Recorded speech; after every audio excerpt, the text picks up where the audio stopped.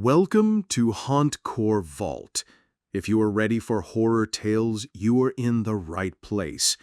If you are new, please subscribe to the channel. I'd love to know where are you from and what time you are watching. Let's begin. You ever have that feeling that someone's there, watching you, but every time you turn around, there's nothing? Yeah, that used to happen to me, for years. At first I thought it was just paranoia, stress, whatever. But deep down I knew I wasn't alone. I could feel eyes on me when I was doing laundry, walking home at night, even when I was half asleep. It wasn't scary, not exactly. More like familiar, comforting almost. Then last September, everything changed. I was sitting alone in my room, lights dim, just scrolling through my phone. I don't know what came over me, but I just said out loud, "If someone's there, show yourself. Touch me. Make a sound. Anything." I didn't expect an answer, but I heard a voice in my head. Calm. Deep. Not threatening. He said his name was Sully. He told me he didn't want to scare me, that I wasn't ready to see him yet. I remember smiling, thinking, I'm not scared. But I was wrong. That night I went to bed like normal. Lights out, doors locked. As I lay there staring into the dark, I felt something flick the edge of my left ear. Not hard, just a little tap, but it was real. My heart stopped. For a second, I couldn't move. I wanted to scream, but nothing came out. Then adrenaline hit, and I bolted out of bed, running straight to the kitchen, the one place I always left a light on. I stood there shaking, breathing hard, staring back down the hallway to my room. No sound, no movement, just stillness. But deep down, I knew. It was him. After that night, something changed. It was like a veil had lifted, and I could feel him everywhere. Sometimes when I'm alone, I'll feel fingers gently brushing through my hair. When I'm stressed or afraid, I'll hear his voice, low and soothing, telling me it's okay. He follows me everywhere. In the car, at work, even when I sleep. He's not human. I know that now. His energy feels ancient, cold but kind, protective, reptilian maybe. I can't explain it, but he doesn't feel evil. If anything, he feels like a guardian. My guardian. I know what you're thinking, that I'm crazy. But you didn't feel that flick on your ear. You didn't hear that voice in your head. You didn't feel those invisible hands keeping you safe when you almost stepped into traffic one night. Sully's been with me for over a year now. We talk, telepathically. He says he's always been here, watching, protecting, waiting for me to believe. And I do. Because no one can convince me otherwise. He's real. And I think he's the reason I'm still alive. So if you ever feel like someone's with you when you're alone, maybe they are. And maybe, just maybe, they're not here to hurt you, but to protect you. You ever live in a house that feels alive? Not in a comforting way, but in that quiet, heavy way where every creak sounds deliberate. That was my childhood home. It used to belong to my grandparents, old place, built way before I was born. We later found out it stood on what used to be a battlefield. When we dug up part of the yard one summer, we found cannonballs buried in the dirt. That's when I started to wonder if maybe not everyone had left that ground in peace. Growing up there, you just knew something was off. The air always felt charged, like the whole place was holding its breath. And there was a presence. At first it was small things, footsteps in empty rooms, whispers when the house settled. But eventually it learned something new. It learned to mimic. The first time it happened, I was about 10. I was sitting at the kitchen table when my older sister walked in, or at least I thought it was her. She smiled and said, "Want to play tag?" I laughed and said, "Sure." She ran into the kitchen and I followed, chasing her around the counter. Then she darted behind the fridge and just disappeared. Not like she ran away. She evaporated into a black, smoky shadow that slid across the wall and vanished. I froze. When I finally got the courage to ask my sister about it, she looked confused. She'd been in her room the whole time, reading. The next time was worse. I was sick one night, coughing like crazy, so I got up to grab a cough drop. The house was dead quiet. As I walked down the hallway, I saw my dad step out of his room. He came up behind me and said, "Not feeling good, kiddo?" I turned to answer him, and there was no one there. Just cold air and silence. When I checked his room, he was asleep. He hadn't gotten up all night. The last time I remember it clearly was early morning, around 6 a.m. I was in the bathroom getting ready for school when I heard my twin sister knocking on the door. She sounded impatient. "Come on, let me in." I told her, "Give me a minute," but she kept knocking. Finally, I sighed and opened the door. The second I did, a gust of cold air hit my face, and something dark rushed past me. It looked just like her, my twin, but it was wrong. The shape moved too fast, like smoke pulled by the wind, and it shot straight into my bedroom. When I ran to check, the room was empty. And my real twin? She was sitting in the living room the entire time, half asleep on the couch. After that, I stopped reacting when I heard voices calling my name, stopped answering knocks. Because whatever lived in that house, whatever copied us, it wasn't trying to scare us anymore. It just wanted to belong. And honestly, I think it still does. If you ever hear a loved one call your name from another room, make sure they're really there before you answer. I must have been about 4 or 5 years old. It was a late summer evening at my grandma's house. We were sitting at the dining table, finishing dinner. It was around 9. Not completely dark yet, but the light outside had that bluish, heavy tint that comes right before nightfall. In front of the table, there was a big window. From there, you could see everything: the dirt driveway that led up to the house, the edge of the forest, and the old wooden garage from 1939 that looked like it could fall apart if you leaned on it too hard. My grandma's dog, a huge St. Bernard, was lying on the grass about 20 meters away from the window. She was old, 10, maybe 11, and she never barked without reason. That's when I saw them. 2 men, both dressed completely in black, running, not walking, straight toward the dog. At first I thought they were neighbors or maybe people from the farm down the road.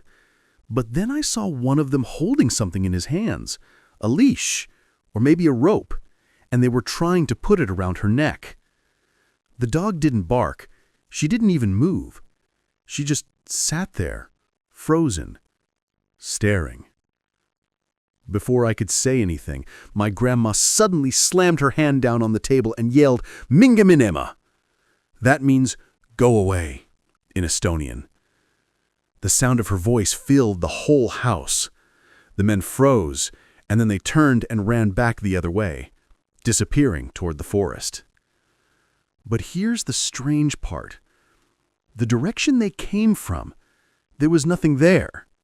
Just trees, a small vegetable bed, and a little hill, maybe 2 meters high, covered in grass. Beyond that, just an open field. The nearest house was about 150 meters down the road, a small farm with sheep and a few rooms people rented during the summer. No one else lived nearby. That night, I couldn't sleep. I kept thinking about how they ran from a place where no people ever came from, and how the dog didn't bark, didn't fight, didn't even flinch, like she already knew them. Years later, I told my mom about it. She said something similar had happened to her when she was younger, but not with the dog. When she asked my grandma about it, Grandma said she didn't remember anything like that.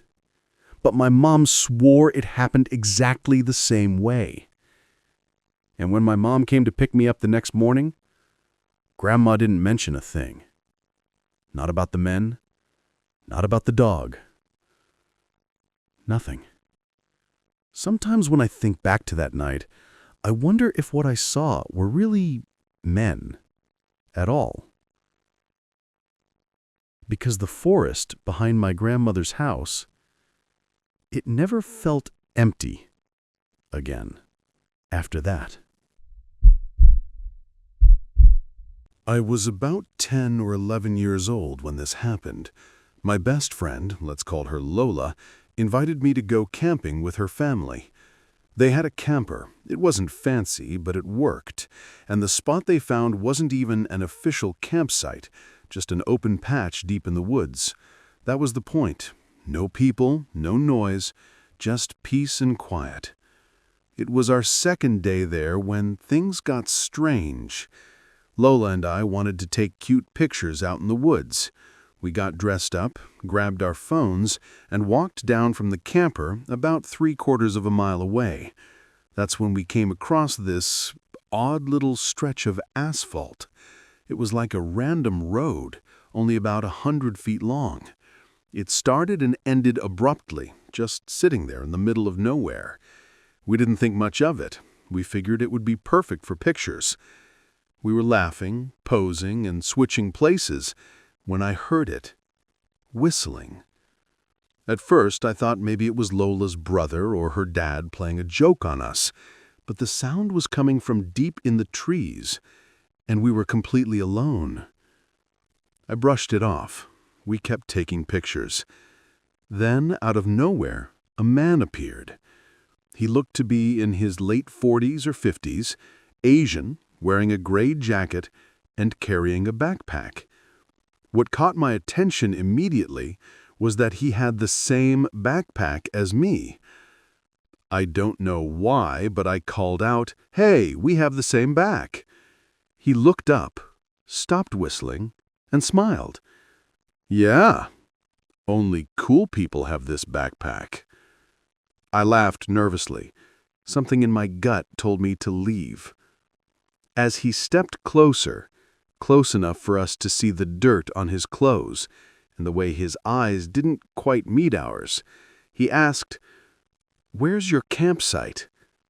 Lola and I exchanged a look.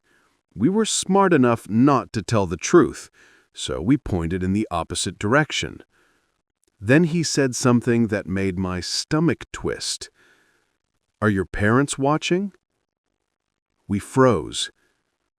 I managed to say, "Yeah, they're right up there." He just nodded, smiled again, and said, "Good, because you could get murdered out here." And then, like nothing happened, He turned and walked off, still whistling. We ran back to the camper and told her parents. They thought it was creepy, but told us to stay close to them for the rest of the night. By the time the sun went down, it felt like we had moved past it. We roasted hot dogs, laughed, and tried to forget.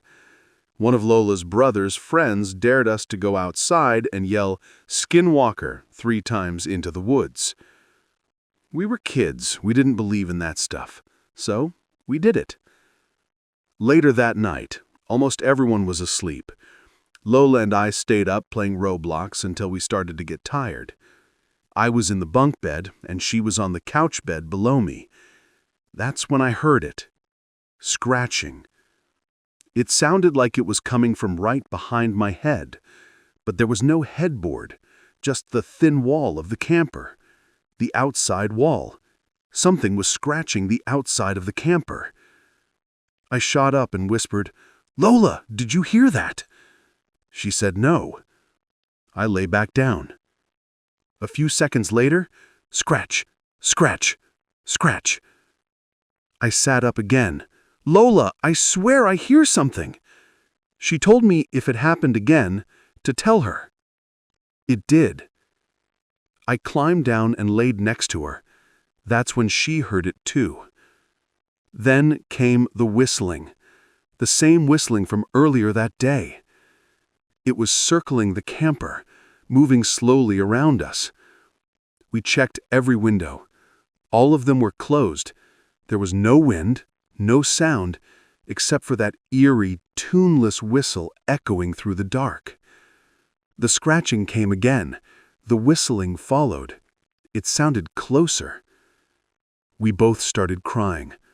Lola whispered that she was going to wake her mom if it happened again. It did. She ran to her mom, who got up and stepped outside. The noises stopped. Just like that.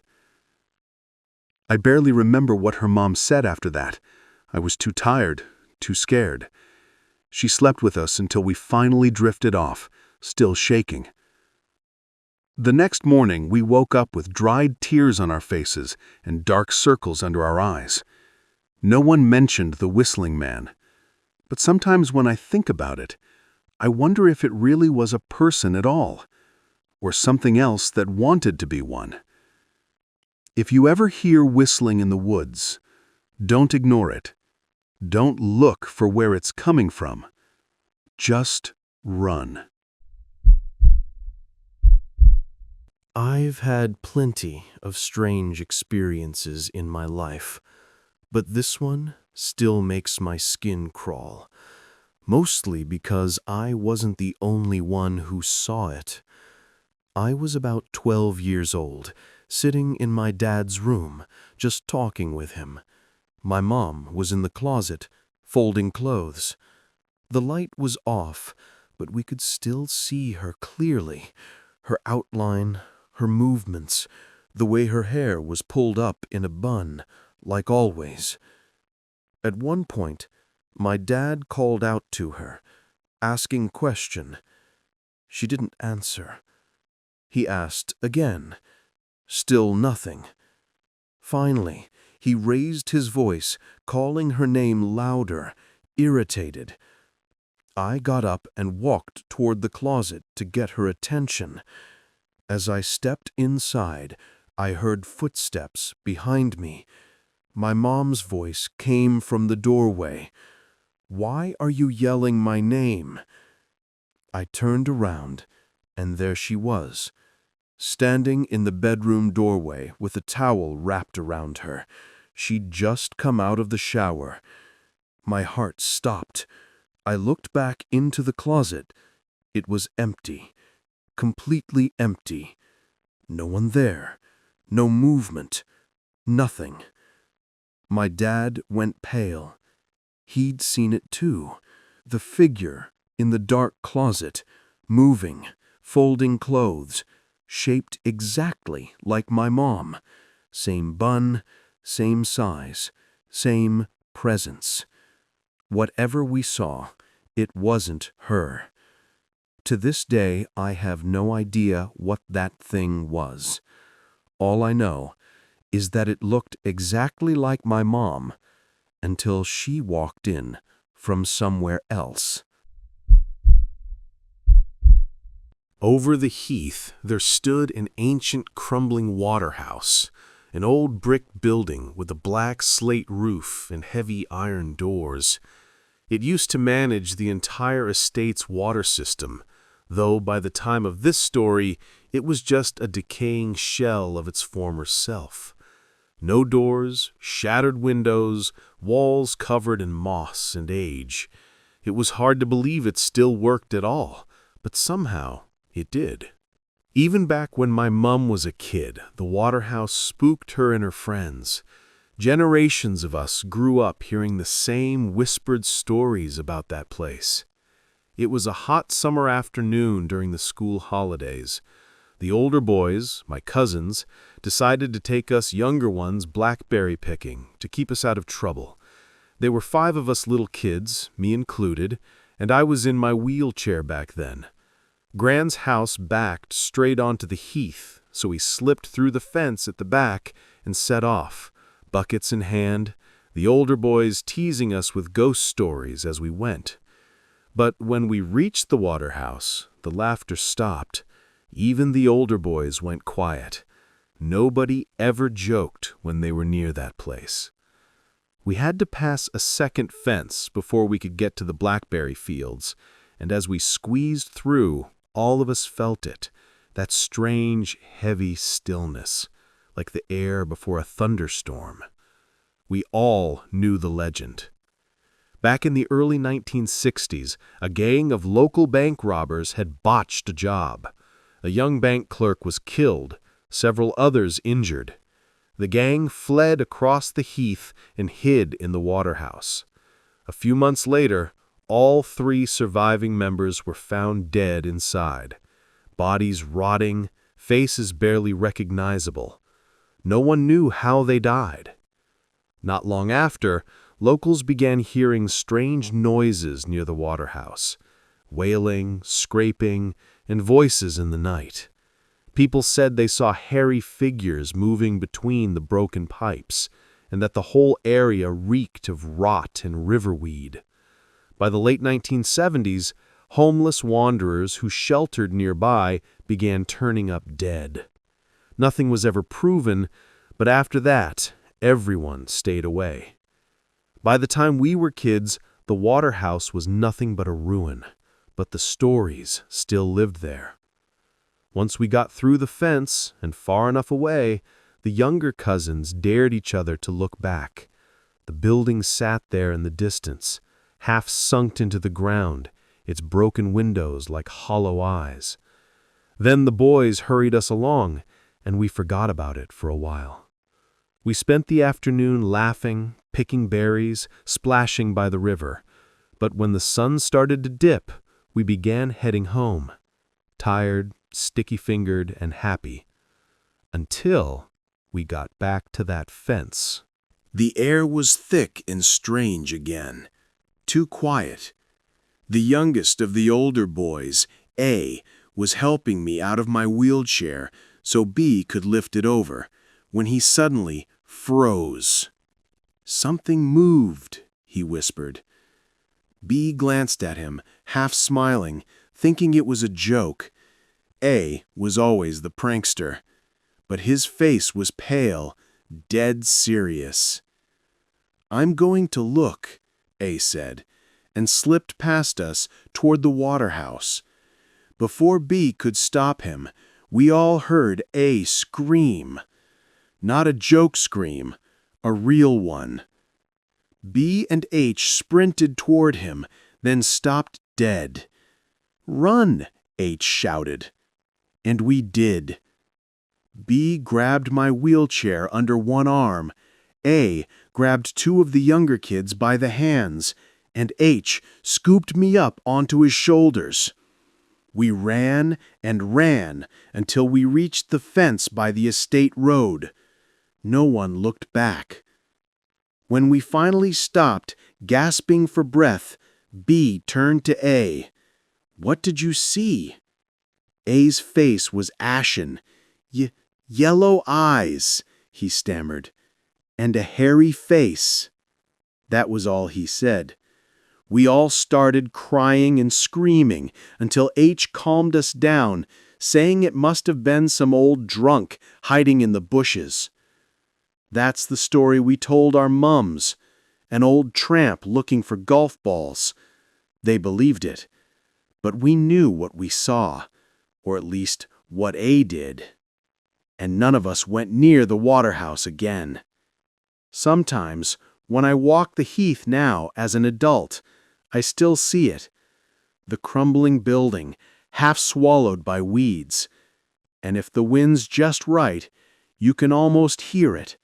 A low, wet breath, and something moving inside.